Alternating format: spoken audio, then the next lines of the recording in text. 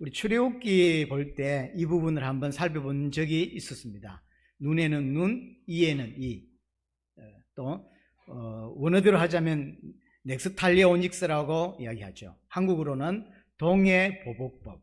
오늘 19절에 나온 대로 받은 그대로 돌려준다. 동일한 해를 그대로 되돌려준다라고 하는 이야기죠. 동해보복법 또는 넥스탈리오닉스다라고 이렇게 부르게 됩니다. 이 법은 성경에만 있는 건 아니고요. 고대 대부분의 법전엔 다 있습니다. 예를 들어서 함무라비 법전이라든가 또는 이슬람에 쓰는 코란 같은 데서도 다 나오죠. 이 성경도 고대 어떤 문서 중에 하나이기 때문에 거의 같은 흐름으로 나와 있습니다.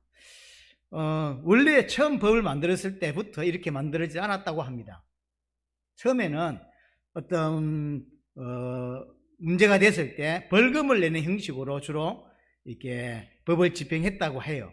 하지만 시간이 지나면서 문제가 계속 발생하는데 그게 뭐냐면 힘이 있거나 돈 있는 사람들은 그냥 벌금 내버리고 돈으로 다 때우더라는 거죠.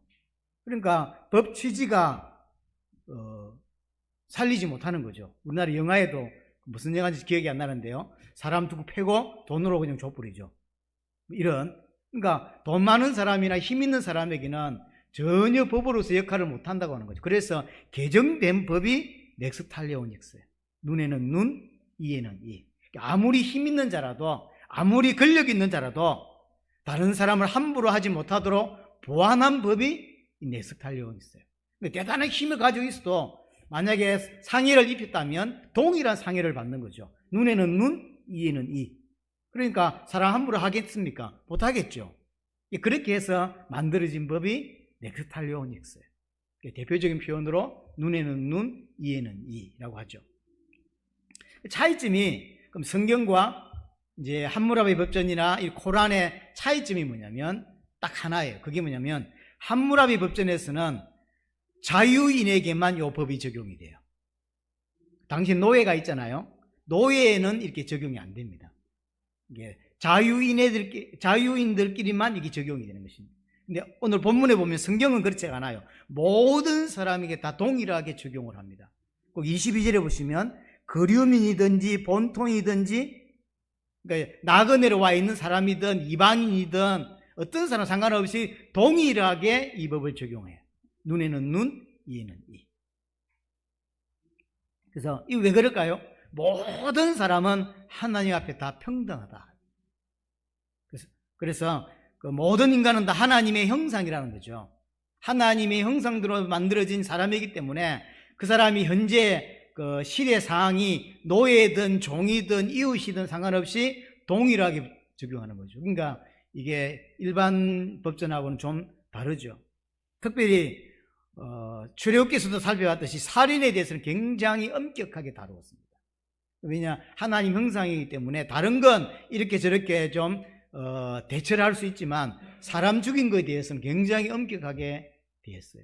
이제 여러분들 옛날에 뭘 보셨냐면 출애굽기에서 뭘 보셨냐면 사람을 죽이고 용서받기 위해서 제단으로 뛰어 들어가서 엎드려 하나님께 기도하고 있는 자를 끄집어내서 죽이라고 그랬어요. 그러니까 그게 실수했든 뭐든 상관없이 이 사람이 올바른 재판을 받기 이전에 자기는 이렇게 살겠다고 제단에 들어가서 엎드려 있는 자를 끄집어내서 돌로 쳐 죽였거든요. 그만큼 이 사람의 목숨에 대해서는 굉장히 엄하게 다루었던 법 중에 하나가 넥스탈리오닉스입니다. 이 얘기를 들으면 현대의 사람들은 굉장히 야만적인 법이다 이렇게 느껴요. 왜냐하면 이에는 이, 눈에는 눈. 눈을 내 다쳐서 똑같이 눈을 빼. 얼마나 야만적이냐는 거죠. 진짜 야만적일까요? 그러면 오늘날의 법이 정말 여러분들 공정하다고 느껴지십니까? 대한민국의 법, 선진국이라고 하는 대한민국, 이 대한민국의 법이 모든 사람들이 법 앞에 평등한가? 저는 왜 평등하게 안 느껴질까요? 똑같은 죄를 지었는데 가난한 사람이 벌을 받는 것과 부자가 벌을 받는 게 같나요? 나는 안 같다고 보여집니다. 여러분들이 예를 들어서 5천만 원을 어떤 사기를 쳤어. 사기 치려고 친 게 아니라 하다 보니 그래 됐는데, 여러분이 5천만 원 사기를 횡령한 거하고 우리나라의 제일 부자가 이재용입니까? 누군지 모르겠지만 그 사람이 50억 횡령한 거하고 어느 게 더 크죠? 가난한 사람은 5천만 원이 더 커요. 여러분, 우리나라 법이 평등하다고 보이십니까? 전 세계 법이 평등하다고 보이십니까? 저는 아무리 생각해봐도, 오늘 이 메시지를 준비하면서 아무리 생각해봐도 지금 대한민국의 법보다 넥스탈리온식스가 훨씬 더 공정하고 공평하고 정의롭다고 보입니다. 그렇게 보이지 않습니까? 아무리 힘 있는 자라도, 아무리 돈 있는 자라도 남에게 피해를 줬다면 똑같이 되돌려 받는다고 하는 인식이 들어가야만 되는 거 아닌가요? 그래서 넥스탈리온식스, 눈에는 눈이라고 하는 이 법이 야만적으로 보이지, 야만적인 법이 아니라 제가 볼 때 가장 공평한 법이라고 저는 보입니다. 가장 공평한 법이에요. 아무리 힘 있는 자라도 남에게 손해를 끼쳤으면 그만큼 갚는 게 더 옳아요. 그렇죠? 그래서 손해를 끼친 만큼 내가 손해를 갚아줘야 된다라고 하는 그 되돌려줘야만 되는 그 사회가 공정한 사회고 정의로운 사회죠. 지금 그렇습니까? 그래서 이 의식이, 이 생각이 들어가야 돼요. 내가 아무리 권력 있는 자라 할지라도 남에게 손해를 끼쳤다면 동일하게 내가 손해를 본다라고 하는 인식, 의식이 생각 속에 들어가야만 다른 사람을 함부로 하지 않는다고요. 그래서 이 야만적인 법이 아니라 제가 볼 때는 가장 공평한 법, 가장 정의로운 법이라고 저는 보입니다. 최소한 넥스탈리온식스 정도가 적용되는 사회가 저는 올바른 사회고 정의로운 사회라고 보여집니다. 지금 제가 느끼는 대한민국의 법은 가해자를 위한 법이지 피해자를 위한 법이 아닌 것 같아요. 힘 있는 자들에게 훨씬 더 유리합니다. 제가 한번 말씀드린 적이 있죠. 대부분 그 대법관이 되는 사람들은 이게 왜 청문회 같은 걸 하잖아요. 그럴 때 그 대법관에 질문한 거 보세요. 700원? 400원? 정확히 모르겠어요. 700원인가 800원 횡령 때문에 그 직장이 잘렸잖아요. 그 똑같은 판사가, 동일한 판사가 지금 대법관 되어 있는데 그 동일한 판사가 왜 국정원 직원에게는 지금 700만 원 횡령했는데 동일하게 재판하지 않냔 말이에요. 그게 다른 사람이 재판했더라면 적용을 다르게 했는 것 같다고 볼 수 있지만 동일한 재판관이 버스 운전하는 사람이 4년에 걸쳐서 6년에 걸쳐서 800원을 횡령한 거예요. 그것 때문에 회사에서 잘리고 불이익을 당하고. 근데 국정원 직원은 800만 원을 해먹었는데 또 어떤 사람은 1,500만 원을 해먹었는데 그 사람은 풀어주고. 말이 됩니까? 제가 볼 때 최소한도로 눈에는 눈, 넥스탈리온식스가 적용되는 사회가 훨씬 더 정의로워요. 또 하나, 넥스탈리온식스가 왜 중요하냐면 만약 힘 있는 사람이 만약에 자기 자식이 눈을 다쳤어. 그러면 눈에는 눈, 이에는 이죠. 그러면 그 눈에 해당되는 이 눈이란 말은 모든 걸 다 말합니다. 눈에는 눈, 이에는 이는 눈과 이만 이야기하는 게 아니에요. 눈과 이는 모든 시체를 다 이야기하는 거예요.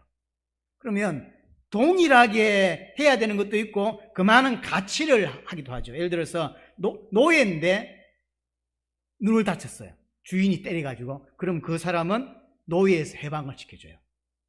주인 눈을 때려야 되는 게 맞잖아요. 눈을 때려서 실명시키면 맞는데, 그럼 실명되면 뭐 하겠습니까? 그러니까 뭐로 대체하냐면 그 많은 가치, 이 사람을 완전히 풀어줘 버려요. 그러니까 한 대 맞고 눈을 내가 실명됐을 때 동일하게 눈을 빼는 게 낫겠습니까? 내가 자유인이 되는 게 낫겠습니까? 자유인이 되는 게 낫겠죠. 그럼 주인 입장에서도 엄청난 손해를 봤죠. 평생 데리고 부려야 될 종인데 내 한 번 실수해가지고 이 사람은 평생, 이 사람은 우리 집에 뭐 써먹으려면 돈 줘야 돼, 이제. 큰 거죠. 근데 넥스탈리온식스가 왜 중요한 거냐면 힘 있는 자들은 넥스탈리온식스대로 안 하려고 그래요. 무슨 말이냐면 내 자식이 눈이 다치고 왔어. 그러면 똑같은 그 가치대로 처벌을 해야 되는데 그렇지 않고 아예 집 밟아 버리려고 그러죠. 그게 힘 있는 자, 돈 있는 자, 권력 있는 자의 모습이에요. 그 넥스탈리오닉스를 안 해놓으면 조금 다치겠는데, 자기 자식 좀 다치겠다고 아예 인생을 집 밟아 버리려고 그래요. 우리 인생은 인간의 죄인이라는 게 왜 그러냐면, 동일하게 이렇게 적용해야 되는데, 그렇지 않아요. 다른 사람에게는 동일하게 적용하고, 내 자식의 문제는 동일하게 적용하지 않습니다. 내 자식을 건드려 그냥 인생을 짓밟아 버리고 싶죠. 그게 인간이에요. 그래서 넥스탈리오닉스라는 정도의 법이 있어야만 힘있다고 더 심하게 못하게 만드는 거예요. 창세기 4장 23절에 보면 라멕이라는 사람이 나와요. 굉장히 힘 있는 사람입니다. 굉장한 권력을 가진 사람인데, 자기에게 상처 준 사람을 죽였다고 자기 와이프가 많았어요. 와이프들이 자랑을 하고 있어요. 자기에게 상처를 누가 줬는가 봐요. 그러니까 그러면 동일하게 넥스탈리오닉스를 적용하자면 동일한 정도의 상처를 줘야 되잖아요. 그게 아니라 죽여버렸대요. 그럼 세상이 어떻게 돌아가겠습니까? 라멕이라는 사람이 그래요. 그러면서 가인에게는 7배의 벌을 내릴지라도 나에게 해를 끼친 놈은 77배의 벌을 내릴 것이다, 이라고 하죠. 그럼 만약에 넥스탈리오닉스가 없으면 연약한 자, 가난한 자, 힘없는 자는 조금 잘못했는데 인생을 망치게 돼요. 그래서 넥스탈리오닉스를 주는 거예요. 창세기 34장에 보면 야곱이 이제 세겜이라고 하는 지역을 가게 되고요. 그 세겜의 지역에 좀 머물게 됩니다. 이때 중요한 사건 하나 발생하는데, 그게 뭐냐면 딸 디나가 동네 구경을 갔다가 강간당하는 일이 벌어지게 되죠. 근데 이제 강간한 이 아이 이름도 세겜이에요. 하필 이름이 세겜인데, 이 세겜이 자기 아버지한테 이제 족장인 거죠, 아버지가. 그러니까 아버지한테 이야기해서 내가 그 디나를 너무 사랑하니까 결혼하고 싶다. 그리고 이제 족장이 야곱을 찾아옵니다. 찾아와서 우리 사돈 맺자. 우리 아이가 잘못한 건 맞지만 당신 딸을 너무 사랑한다. 그러니까 결혼하고 싶다. 사돈 맺자라고 이야기하죠. 그때 이 말을 들었던 그 오빠들이, 디나의 오빠들이 조건 하나를 내겁니다. 그게 뭐냐면, 우리는 할례받지 않은 민족하고는 사돈을 맺을 수 없다. 할례를 해야 된다. 그러니까 이제 얼마나 이 디나라는 이 아이를 사랑했는지, 이 세겜과 세겜 모든 남자들이 오케이, 그 이름들 하겠습니까? 모든 남자들이 다 할례를 받겠다는 거. 그래서 이 추장의 아들 장가 보내는데 협조하게 된 거죠. 그래가지고 하루아침에 모든 남자들을 다 할례를 한 거죠. 얼마나 아프겠어요. 요즘처럼 주사를 알아가지고 자르는 것도 아니고 칼이 있는 것도 아니고 돌 깨가지고 돌 칼칼로 가고 째는 거거든요. 얼마나 아프겠어요. 제일 아플 때 3일째 이 디나의 오빠들이 가서 남자들을 다 죽여버렸죠. 그게 인간의 죄성이에요. 눈에는 눈이 아니라 내 딸아이, 내 동생을 더럽혔어? 내 동생을 이렇게 만들었어? 디나를 강간한 건 잘못된 거예요. 하지만 그렇다고 해서 한두 명도 아니고요, 그 족속의 남자들을 다 죽여버렸다니까. 그러면 됩니까? 안 된다니까요. 넥스탈리오닉스도 이런 법이 왜 필요하냐면, 그래 않으면 이렇게 간다니까요. 다 죽여버리려고 그래요. 그래서 힘 있는 자는 당한 만큼 갚는 게 아닙니다. 힘 있는 사람은 당한 만큼 갚는 게 아니라 아예 훨씬 더 심각하게, 훨씬 더 심하게 복수한다니까요. 힘만 있으면 아예 인생을 짓밟아 버려요. 어디 내 자식한테 그러죠. 그래서 두 가지 이야기를 드렸는데, 하나는 야만적인 법이라고 하는데 그렇지 않습니다. 가장 제가 볼 때는 공정한 법이에요.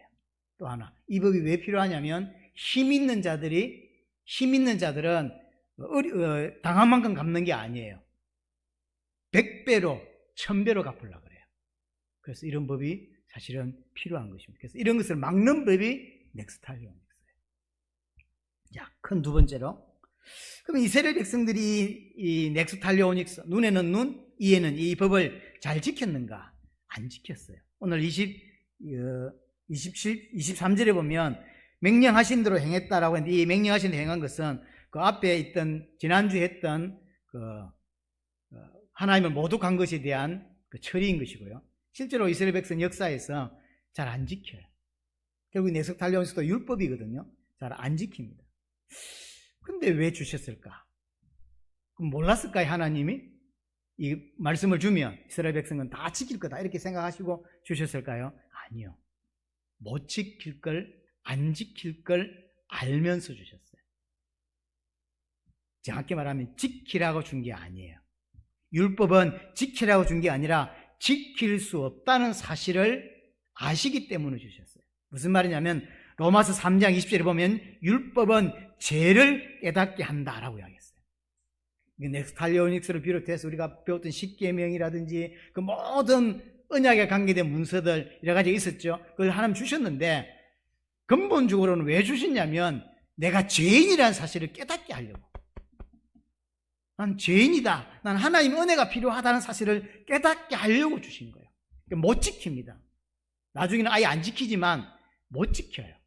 못 지킬 걸 아시면서, 그러니까 안 지킬 걸 아시면서 주신 거예요. 왜냐? 율법은 지키라고 주신 게 아니에요. 그럼 안 지키면 됩니까? 아니요. 지켜야 돼요. 지키면서 깨닫는 거예요. 지켜봐야 깨닫게 돼요. 나는 이런 거 하나 지킬 수 없는 죄인이구나라는 사실을 깨닫게 되는 거죠. 그래서 네스탈리오닉스를 통해서 뭘 깨달아야 되냐면 나는 마땅히 죽어야만 하는 죄인이다. 어떤 사람이 넥스탈리오닉스 적용해서 죽습니까? 사람을 죽인 자는 죽어요. 쉽게 말하면 나는 살인자다. 나는 마땅히 지옥 가야 될 자고 나는 마땅히 죽어 마땅한 자다라고 하는 걸 깨닫게 하려고 주신 게 넥스탈리오닉스예요. 그래서 성경은 우리를 뭐라고 이야기했냐면 살인자라고 이야기해요. 우리가 사람 안 죽였는데요. 안 죽였죠. 누굴 죽였습니까? 예수 그리스도를 죽였어요. 성경은 우리 보고 뭐라고 이야기하냐면 예수 그리스도를 죽인 자다라고 하는 거죠. 예수 그리스도를 죽였기 때문에 그럼 살인자는 어떻게 해야 돼요? 죽어야 돼요. 마땅히. 생명은 생명으로, 이는 이 눈에는 눈. 우리가 왜 예수를 죽인 자입니까? 사도행전 2장 36절을 보면 베드로가 이렇게 설교합니다. 너희가 예수를 십자가에 못 박아 죽였느니라. 그럼 베드로의 설교를 듣고 있는 사람들이 진짜 예수님 못 박아 죽였어요? 아니요. 성경은 뭐라고 이야기하냐면 창세기 3장에 나오는 그 아담이 너다라고 이야기하는 거예요. 제가 말씀드렸는데 창세기 3장에 나오는 그 아담이라고 하는 그 사람의 이름이 아닙니다. 정확히 말하면 하와는 이름이 맞는데 아담은 정확히 말하면 이름이 아니에요. 아담은 이름이 없어요. 아담이 뭐냐면 사람이란 말이에요. 앞으로 태어날 모든 사람을 아담이라고 하는 거예요. 아담. 아담은 정확히 말하면 그 창세기 3장에 나온 그 하와의 남편이니까 아담은 이름이 없어요. 그 아담은 이름 원래 존재하잖아요. 그거는 이 땅의 모든 인류를 말하는 거예요. 모든 인류가 하나님 앞에서 범죄한 거예요. 그래서 창세기 3장이니까 아담이 바로 너다라는 거죠. 창세기 3장의 죄를 누가 지었냐? 네가 지었다라고 하는 거죠. 예수 그리스도를 누가 죽였냐? 네가 죽였다는 거죠. 로마서 5장 12절에 한 사람으로 말미암아 세상에 죄가 들어오고 죄로 말미암아 사망이 들어왔듯이 모든 사람이 죄를 범하였음에 라고 했습니다. 그래서 모든 사람이 사망 가운데 거하게 된다. 왜 우리가 이 땅에서 육신적으로 죽고 하나님과 단절되어 죽고 영원한 죽음 지옥에 가게 되냐? 죄 때문이라는 거죠. 뭔 죄냐? 살인죄예요. 어떤 살인죄입니까? 예수를 죽인 자라니까요. 예수를 죽인 자. 창세기 3장에서 하나님을 거부한 자예요. 하나님을 거부한 자예요. 이 말을 유대인들은 이해를 못하죠. 그래서 마태복음 5장 21절 22절을 보면 예수님께서 이런 설명하셨어요. 사람에 대하여 노하거나 분노하거나 마음으로 욕하는 자는 이미 살인한 자며 그렇게 되어 있어요. 지옥불에 들어갈 자며 이렇게 되어 있어요. 우리는 안 했죠. 안 했는데 하나님 예수님이 뭐라고 설명하냐면 사람에게 대하여 욕을 하거나 분노하거나 입을 안 내고 마음으로 분노하고 라가라고 표현됐네요. 라가는 욕입니다. 라가라는 욕을 마음으로만 했어도 그 사람은 이미 살인한 자다라고 예수님이 이야기하는 거예요. 그게 율법의 원래 의미라는 거예요. 그래서 넥스탈리오닉슨을 왜 주셨냐면, 왜 법을 제정해 주셨냐면 지키라고 하는 게 아니라 내가 어떤 존재인지를 깨닫게 하려고 주신 법이에요. 나는 살인자구나. 나는 창세기 3장의 아담이구나. 나는 지옥가에 마땅할 죄인이구나라는 사실을 깨닫게 하려고 넥스탈리오닉스를 주신 것입니다. 그런데 하나님께서는 넥스탈리오닉스를 비롯해서 율법을 죄를 깨닫게 하려고 주셨더니, 율법을 통해서 죄를 깨닫는 게 아니라 율법을 지킴으로 하나님 앞에 나아갈 수 있다라고 하는 인물들이 나온 거예요. 그게 바리새인. 그러니까 거꾸로 딱 깨닫는 거예요. 하나님께서 지킬 수 없는 율법을 주신 거예요. 그래서 왜 나는 이것도 지킬 수 없는 자고, 나는 정말로 하나님의 은혜가 필요한 자지, 나는 이런 거 하나 지킬 수 없다, 그런 걸 깨닫게 하려고, 난 죄인이다 라는 걸 깨닫게 하려고 주셨더니 지킬 수 있다는 거예요. 지킬 수 있고 지킴으로 구원받을 수 있다라고 주장하고 나온 사람들이 있는 거예요. 그게 바리새인이에요. 성경을 항상 거꾸로 깨닫는 사람들이 있어요. 이상하게 안 가르쳤는데 그렇게 깨달아요. 가르치는데도 못 깨닫는데, 희한하죠. 사람이 참 희한합니다. 안 가르쳤는데 깨닫고요, 가르쳤는데도 못 깨달아요. 하나님의 은혜가 필요해요, 정말로. 그래서 율법을 지킴으로 하나님께 나갈 수 있다라고 생각하는 거예요. 그래서 철저하게 율법을 지킵니다.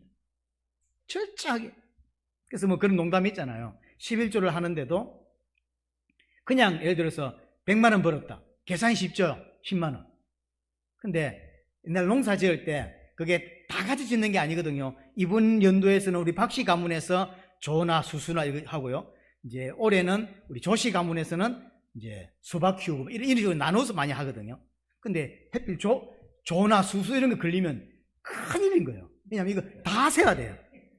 그냥 이렇게 대충 큰 말 이런 거 있지 말라고 이렇게 했더니 100말 나왔어. 그러면 그냥 10말 이러면 되잖아요. 그러면 안 된다는 거예요. 왜냐면 얼마나 철저시키냐면 핀셋을 가지고 한 시간을 다 할게. 죽어. 그러니까 수수 이런 거 농사 안 지으려고. 쌀 농사도 힘들게 하죠. 쌀 농사도 다 핀셋으로 다 해야 돼. 그것도 얼마나 힘들어. 그러니 그런 식으로 율법을 지켜서 구원받겠다는 거예요. 하나님하고 완전히 반대로 깨닫는 거죠.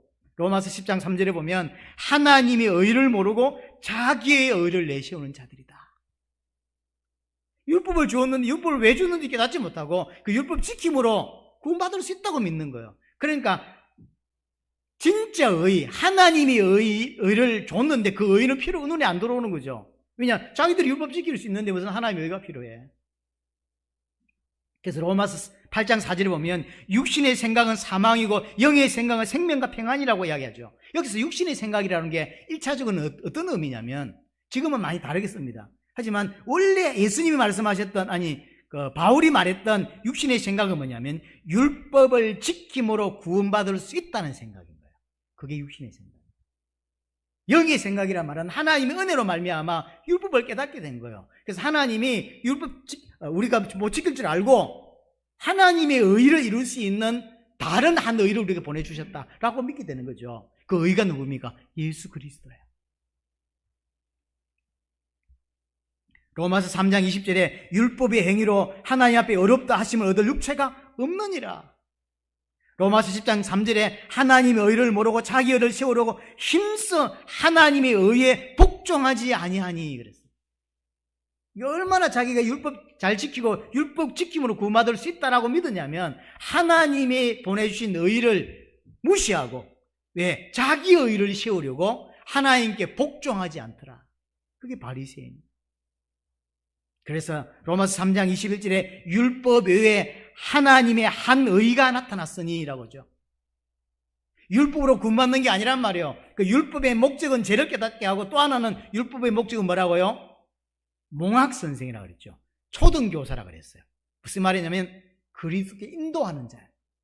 율법으로 구원받는 게 아니야. 네가 죄인이야. 그래서 뭐가 필요해? 그리스도가 필요해 라고 설명해 주는 게 율법이라는 거죠. 그래서 하나님의 한 의가 나타났다는 거예요. 누굽니까? 예수 그리스도. 그래서 예수 그리스도를 믿음으로 의롭게 되는 것입니다. 그래서 로마서 4장에 바울이 이야기하는 거예요. 아브라함이 어떻게 구원받았냐는 거예요. 아브라함이 어떻게 의롭게 됐냐? 행위로 쓰냐? 아니면 믿음으로 쓰냐라고 묻는 거죠. 행위를 통해서 어렵게 되었냐 아브라함이, 아니면 아브라함이 믿음을 통하여 하나님 앞에서 어렵다라고 인정을 받았냐, 뭐냐는 거예요. 믿음이라는 거지. 근데 바리새인은 행위로 구원받겠다는 거예요. 행위로. 그래서 예수님께서 이 행위로 자신의 율법 지킴을 통하여 구원받겠다고 하는 이 바리새인들에게 주신 메시지가 마태복음 5장, 6장, 7장이에요. 더 정확하게는 제자들에게 주신 메시지이기도 하고, 쉽게 말하면 율법을 잘못 이해하고 있으니까 율법에 대한 진리를 다시 설명하는 거예요. 하나님께서 너희들에게 말씀을 주신 목적이 뭔지를 다시 설명하는 게 산상수훈이에요. 그 산상수훈 중에 오늘 레스칼리오닉스가 나와요. 그래서 마태복음 5장 전체를 다 보기는 힘들고요. 마태복음 5장을 한번 보겠습니다. 5장 보시면 38절 보세요. 마태복음 5장 38절. 산상수훈을 쭉 설명하는 중에 나온 부분이에요. 38절 보시면 또 눈은 눈으로 이는 이로 갚으라 하였다는 것을 너희가 들었으나, 알고 있는 거죠. 출애굽기도 나오고 오늘 레위기 24장에 나오는 이야기죠. 39절 나는 너희에게 이르노니 악한 자를 대적하지 말라. 누구든지 내 오른편 뺨을 치거든 왼편도 돌려대며, 원래 뜻을 설명하는 거예요. 오늘 본문과 관계가 있죠. 악한 자를 대적하지 말라. 이게 가능할까요? 불가능하죠. 악한 자인데 어떻게 대적 안 해? 근데 그러면서 설명을 조금 더 구체적으로 했습니다. 오른뺨을 치거든 왼팔도 돌려대라는 거예요. 자, 오른손잡이가 상대방이 서 있는데 오른밤을 때린다는 이야기는, 오른밤을 어떻게 때려요? 이렇게 때리나요? 왼밤을 때리는 거예요. 오른손잡이는 상대방 왼밤을 때린다고. 근데 오른밤을 때렸단 말은 손등으로 때린 거예요. 그러니까 싸움이 나서 때린 게 아니에요. 에레이. 욕하면서 모욕 주는 거예요. 차라리 싸움이면 이렇게 때리죠. 주먹을 때리거나. 근데 그게 아니라 손등으로 이렇게 오른밤을 때린 거예요. 이게 모욕이에요, 이게 모욕. 에이씨. 그거거든요. 근데 그런 모욕을 당했는데 왼밤을 다시 돌려대라. 이게 가능해요? 불가능해요? 불가능합니다. 그래서 이걸 잘못 깨달은 사람들은 예수님이 그렇게 말씀하셨다고, 사랑을 해야 된다고, 오른밤 때리면 진짜 왼밤 때려야 되거든요. 그 이야기를 하고 있는 게 아니라니까요. 성경을 진짜 이상하게 깨달아요. 왜냐하면 그래야 된다면서. 물론 하나님 은혜를 너무 많이 받아서 그럴 수도 있는데 대부분 그럴까요? 손영한 목사님 빼놓고는 그런 사람이 없어요. 사실 일반적인 사람은 불가능한 거예요. 오른밤을 때렸는데 눈밤 때리고, 내한테 100만 원 사기쳤는데 또 100만 원 더 주고면서. 그게 가능합니까? 불가능합니다.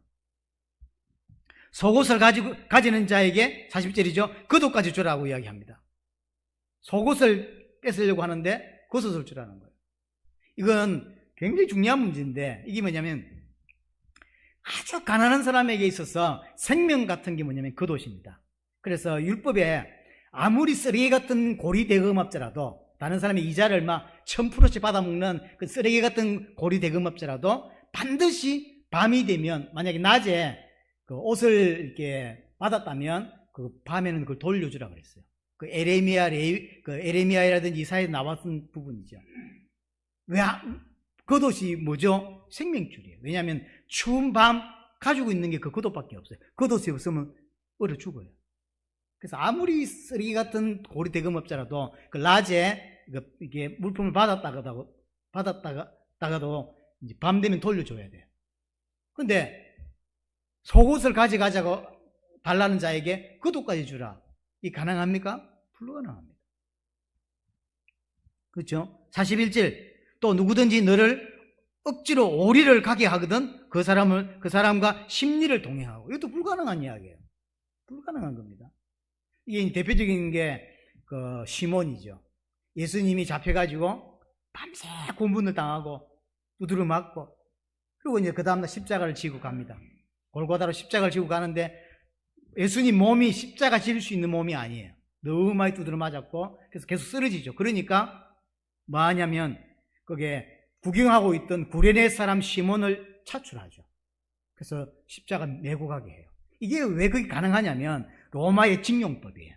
로마의 징용법. 그 전쟁이 많은 시대잖아요. 그러니까 징용법이 뭐가 있냐면 누구든지 차출해서 오리까지는 데려갈 수 있어요. 군인들이 군인들 숫자는 적고 짐은 옮겨야 되는데 만약에 옮겨 전쟁을 할 수 있는데 전쟁을 못 하잖아요. 그러니까 지나가는 아무 사람에게 오리까지는 이게 정해 있겠죠. 그걸 내밀면 무조건 오리까지는 가져야 돼. 그럼 오리 가서 또 징병해서 가져가는 거죠.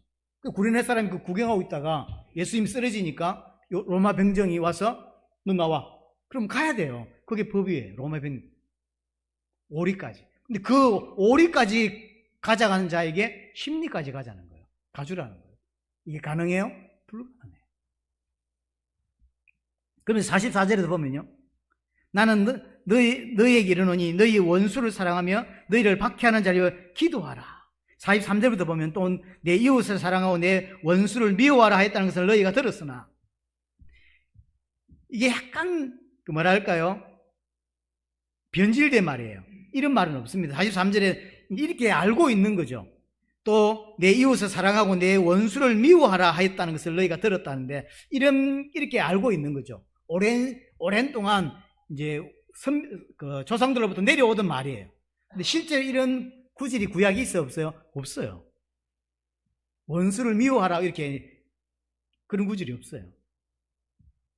44절에 너희는 원수를 사랑하고 너희 박해하는 자를 기도하라고 하는 거죠. 이게 뭐하다? 불가능하다. 이는 못하는 거예요. 불가능하다. 원수는 눈은 눈으로 갚아야 되고 이래야 되죠. 근데 그것도 아니라 정말로 원수는 죽여버리고 싶은 게 원수인데 그걸 왜 기도하고 그걸 사랑하라? 불가능합니다. 우리는요 넥스탈리오닉스도 못 지킵니다. 진짜 원수가 있는데 넥스탈리오닉스로 적용하려면 열받아서 못 살아요. 우리는 넥스탈리오닉스도 지킬 수 없는 게 우리라니까요. 악을 악으로 갚지 말고 도리어 선으로 악을 이기고 원수를 사랑하라고 이야기하시는데 우리는 못합니다. 우리는 할 수가 없어요. 속옷을 달라는 자에게 그것을 줄 수 있냐? 못합니다. 원수를 선으로 이길 수 있냐? 못합니다. 원수를 사랑할 수 있냐? 못합니다. 원수를 왜 기도할 수 있냐? 못한다니까요. 우리는 이런 거 못해요, 사실은. 근데 바리새인은 할 수 있다고 생각하는 거예요. 그래서 마태복음 5장에서 설명하고 있는 거예요. 그러면 결론을 내려야 되는데 뭐냐면 이 모든 구약의 율법, 그 다음에 오늘 말씀 다 지키신 분이 예수님이에요. 정확히 말하면 우리가 지켜야 되는 게 아니라 이걸 지키는 분이 구원자라고요. 모든 구약의 율법을 다 지키고 오늘 예수님이 설명한 이 모든 것을 다 지키시고 성취하신 분이 누구냐면 예수 그리스도예요. 우리는 절대로 넥스탈리오닉스도 지킬 수 없고요. 우리는 절대로 원수를 사랑할 수 없고요. 우리는 절대로 속옷을 뺏어가는 자에게 겉옷을 내줄 수가 없고요. 우리는 절대로 악 정도가 아니라 짓밟아버리고 싶은 사람, 짓밟아버리고 싶지 선으로 갚을 수가 없어요. 우리는 그런 거 못해요. 인간은 죄인이라 그거 못한다니까요. 오늘 오른밤을 치면 왼밤을 돌려대라 그랬죠. 오른밤을 칠 때 왼밤을 돌려대신 분이 누구냐면 예수님이에요. 오리까지 가자는 자에게 심리를 가주신 분이 예수님이에요. 무슨 말이냐면 죄도 없으신 분이 죄인을 위해 모욕을 당하신 거죠. 오른밤을 맞은 거예요. 모욕을 당하신 것이고 골고다까지 끌려가신 분, 그래서 십자가 지신 분, 그분이 예수 그리스도. 오늘 본문 내용이 예수님이 하실 일을 설명하고 있는 거예요. 우리를 구원하시기 위해서 그도까지 다 내어주신 분. 십자가 지실 때 로마 병정들이 제비뽑기를 했죠. 그래서 옷을 다 가져갔잖아요. 실제 예수님은 그래서 우리가 어떤 모양에 보면 예수님이 십자가에 달려있고 이렇게 수건 같은 걸로 이렇게 덮어져 있잖아요. 실제로는 그렇지 않아요. 실제로는 옷을 하나도 입지 않습니다. 다 가져갔어요. 예수님은 우리를 구원하시기 위해서 그도까지 다 내어주신 분. 악을 악으로 갚지 않고 자기를 십자가에 못 박는 자들에게 갚지 아니하시고 선을 가지고 악을 이기시고 그 원수를 사랑하신 분. 돌아가실 때 하나님 아버지께 기도하죠. 저들이 몰라서 그렇습니다. 용서해 주시옵소서. 오늘 마태복음 5장에 나온 이 넥스탈리오닉스의 설명들은 전부 예수님이 이 땅에서 우리를 위해서, 우리의 구원을 위해서 행하신 일을 설명합니다. 우리는 이렇게 못 살죠. 원수는 죽이고 싶은 게 우리고, 내 눈을 다치게 했으면 눈 10개라도 더 패고 싶은 게 우리고요. 악을 선으로 이길 수 없는 게 우리입니다. 절대 못합니다. 하지만 이 모든 것들을 다 감당하셔서 우리를 구원하신 분이 누구냐면 예수 그리스도입니다. 모든 율법을 다 지키시고 십자가를 통하여 구원을 이루신 분이 누구냐? 예수 그리스도라는 거죠. 그래서 넥스탈리오닉스라고는 오늘 레위 24장 이야기를 통해서 우리는 이런 넥스탈리오닉스, 눈에는 눈, 이런 율법 하나 지킬 수 없는 자구나 깨닫는 거예요. 누가 지키냐? 예수님이 다 지키셨어요. 예수님이 다 이루셨어요. 그 예수를 믿음으로 우리는 구원을 받는 것입니다. 그럼 예수를 믿는다는 게 뭡니까? 예수님과 연합하는 거예요. 우리는 못하죠. 예수님과 연합해요. 예수님과 접붙임을 당한 거죠. 예수로부터 오는 진액을 통하여 우리가 열매 맺게 되는 거예요. 내가 열매를 맺는 게 아니요. 사실은 나무이신, 포도나무이신 예수 그리스도께 우리가 접붙여 있을 때 우리에게 그 진액이 홀로 들어와서 우리에게 열매를 맺게 되는 거거든요. 그게 구원입니다. 내 스스로는 불가능하다. 그게 신앙이에요. 하나님, 저는 안 됩니다. 저는 할 수가 없습니다. 저는 하나님의 은혜가 필요합니다라는 고백, 그게 예수 믿는 겁니다. 저는 예수 그리스도의 십자가 부활로만 살 수 있는 존재입니다. 왜? 저는 죄인입니다 라고 하는 고백, 그게 예수 믿는 거예요. 이것을 깨달았을 때 신앙생활이 시작이 되는 거예요. 넥스탈리오닉스라고는 이 법을 주신 목적과 이유를 깨닫게 되었을 때 뭐 할 수 있냐면 나를 부인할 수 있게 돼요. 그게 신앙생활의 시작입니다. 신앙생활이라고 하는 건 교회 왔다 갔다 하는 게 신앙생활이 아니라 나를 부인하는 게 신앙생활의 시작입니다. 나를 왜 부인할 수 있을까요? 나는 안 된다. 나는 죄인이다. 나는 넥스탈리오닉스로 말하자면 나는 살인자다. 나는 그래서 죽음 마땅한 자다. 근데 나는 내 스스로 구원받을 수 없다. 하나님의 은혜 아니면, 하나님의 사랑하심 아니면 나는 구원받을 수 없다. 하나님의 사랑으로 독생자 예수 그리스도를 보내심으로 그 의로만, 그 십자가 부활로만 구원받을 수 있다는 거죠. 그래서 내 주장을 내가 뭘 할 수가 없어요. 율법을 지켜도 되는 것도 아니고. 그래서 나를 부인하는 거예요. 나는 안 된다. 나는 죄인입니다. 하나님의 은혜가 필요한 자다라는 거죠. 여기서부터 신앙생활이 시작되는 거예요.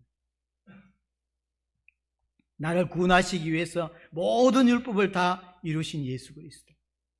우리는 그것을 믿는 것입니다. 나를 구원하시기 위해서 자신의 모든 것을 내어주셨어요. 오른밤 치는 자에게 왼밤을 돌려대고 원수들을 다 사랑하시고 나를 위해 거독까지 내어주셨습니다. 그래서 예수 믿는다라고 하는 건 딱 한마디로 나를 부인하는 거예요. 내가 죄인이고 나는 할 수 없고 하나님의 은혜가 필요하다. 나는 그리스도가 필요합니다 라고 하는 그거거든요. 그래서 진짜 예수 믿는 자에게 시작되는 게 자기 부인, 나를 부인하고 그리고 내 십자가를 지고 주님을 따를 수 있는 것이죠. 하지만 오늘날 교회 보세요. 오늘날 교회는 나를 부인하기보다는 나를 위해 살려고 하죠. 나를 위해 교회로 오고 나를 위해 하나님을 믿으려고 하는 거죠. 내가 이 땅에서 성공하고 내가 이 땅에서 잘 살기 위해서. 그 신앙이 반대예요. 성경에서 가르치는 신앙이 아닙니다. 땅의 것을 추구하죠. 하나님의 영광이라든가 이런 것들도 전부 다 세상 기준에서 설명해요. 세상 기준으로 내가 성공하면 하나님의 영광이 될 수 있다 이렇게 생각하죠. 우리 교회가 큰 교회가 되면 하나님께 영광이 된다. 그 영광이 된다는 기준이 뭡니까? 세상 기준이에요. 내가 응답받으면 하나님께 영광이 된다는 거죠. 그래서 옛날에 많이 그 사람들 기도했던 게 뭐냐면 불신자 가족들이나 불신자 친구들이나 불신자들이 보고 하나님께 무릎 꿇을 수밖에 없도록 증거를 주시옵소서라고 기도 많이 했죠. 어떻게 생각합니까? 그게 이제 복음 진짜 깨닫고 나니까 야, 이게 참 어리석은 기도였구나. 그게 육신적으로 생각할 때 그 영광이에요. 불신자들이 보고 와 진짜 하나님 살아계시네 이러면서 무릎 꿇을 수 있냐? 내가 뭘 하면 하나님 내게 어떤 응답을 주면 불신자 그러냐고. 아닙니다. 절대로 그런 일이 벌어지지 않아요. 만약에 그런 일이 벌어졌다면 하나님이 준비된 사람이기 때문에 그 자리에서 그 사건 때문에 구원을 받은 것이지, 내게 증거가 있기 때문에 구원받는 게 아니에요. 그리고 여러분들이 아무리 성공을 해본들, 여러분들이 아무리 대단해본들, 불신자가 그 앞에 무릎 꿇지 않습니다. 그 불신자가 그 앞에 하나님 살아계시다 말하지 않아요. 그건 내 욕심이에요. 예수님이 하나님께 영광을 돌리셨는데, 예수님이 하나님께 영광 돌리는 그 모습은 뭐였냐면 십자가에 죽는 거였어요. 예수님이 십자가에 죽는 것이 하나님께 영광이었어요. 그렇게 이야기하잖아요. 아직 영광받기 전이심으로, 이런 표현을 쓰죠. 이 땅에서 하나님께 영광을 돌리는 가장 큰 시작은 나를 부인하고 내 십자가를 지는 거야. 그게 신앙생활의 시작이라니까요. 근데 얼마나 좀 대한민국 교회와 전 세계 교회 엉터리냔 말이에요. 여러분들만이라도 성경 통해서 바르게 복음을 깨닫고 바르게 신앙을 이해하고 바르게 성장하고 올바른 믿음을 가져야 돼요. 저 밖에 다른 교회들처럼 그렇게 살면 안 된단 말이에요. 근데 그 모습이, 진짜 그 예수 그리스도의 그 모습이, 그 복음을 믿은 사람들에게도 그 모습이 조금씩 나오기도 하죠. 예를 들어 스데반 보세요. 스데반이 죽을 때, 그 스데반 죽을 때 모습을 보면 예수의 모습이 있어요. 구원받은 자고 이 사람이 진짜 복음을 받은 걸 알 수가 있죠. 스데반이 성령이 충만해졌다라고 했죠. 자신은 없어지고 하나님의 영으로 가득 찼다는 이야기고, 마지막 죽을 때 사도행전 7장 60절에 보시면 죽을 때 뭐라고 하죠? 저들의 죄를 저들에게 돌리지 마옵소서. 자기를 죽이는 사람들을 향하여 저들은 지금 몰라서 그렇습니다. 저들의 죄를 저들에게 돌리지 마옵소서. 이건 누구 말이죠? 예수님이 하셨던 이야기죠. 예수님이 누가복음 23장에 보시면 아버지 저들을 용서해 주시옵소서. 저들은 자기가 하는 것을 알지 못함입니다 라고 하죠. 보세요. 복음을 깨닫고 복음을 알고 나를 부인하고 올바른 신앙을 하면 온전해지진 않지만 그 사람 인생에 예수가 계속 흘러나가는, 그게 신자죠. 여러분들의 삶 통해서 완벽하지는 않겠지만 예수의 모습이 흘러가는 거예요. 하나님 그걸 원합니다. 우리의 삶에도 예수의 모습이 나타나고 예수의 그 사랑이 흘러가는 인생이 되어져야 되는 것이죠. 내가 없어지고 성령으로 충만함이 우리 일상에 계속 드러나는 이 은혜가 필요합니다. 내 야망은 없어지고 하나님의 뜻이 내 삶에서 드러나고, 나를 위해서 아둥바둥, 나를 위해서 하나님 찾는 게 아니라, 나를 위해서가 아니라 하나님을 만났고 구원받았기 때문에 이제는 그분을 향하여, 이상하게 그냥 뭐 대단해 잘하는 게 아닌데 예수의 모습이 흘러나가요. 스데반 모습처럼 그렇게. 에베소 4장 31절에 보면 모든 악독과 노함과 분냄과 비방하는 것을 그래서 버려라 라고 해요. 그건 진짜 구원받은 하나님의 백성에 없어야 될 모습이라는 거죠.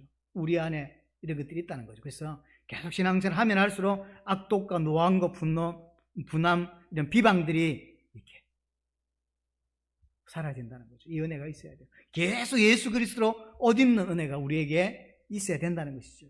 정리합니다. 우리는 넥스탈리오닉스, 눈에는 눈, 이에는 이거 하나 지킬 수 없는 수준입니다. 그런 연약한 자예요. 하나님의 은혜와 사랑을 그래서 받아야 합니다. 하나님의 은혜와 사랑을 받은 자는 스데반처럼 그렇게 예수의 모습이 나타나고 흘러가게 되는 것입니다. 그래서 뭐가 중요한 거냐면 교회 와서 예배할 때마다 하나님의 은혜와 사랑을 계속 맛보는 거예요.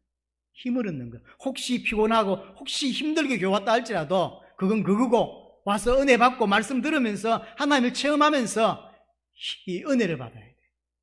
하나님의 은혜를 받으면 우리 안에서 하나님의 사랑을 받은 자는 그 하나님의 사랑이 흘러나가고요.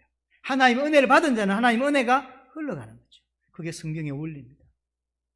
여러분에게 예배를 하고 그러면서 힘을 얻고 하나님의 사랑과 은혜를 체험하면서 여러분 자신도 모르게 하나님의 은혜와 사랑이 계속 흘러가고 내 자신을 정확하게 보는 거죠. 나는 넥스탈리오닉스 하나도 지킬 수 없는 죄인이구나. 그래서 정말로 예수 그리스도 십자가 부활 아니면 안 되는구나 하는 것들이 깨달아지면서 그 하나님의 은혜와 사랑이 계속 흘러가는 그 은혜가 여러분들 인생에 있게 되기를 바랍니다.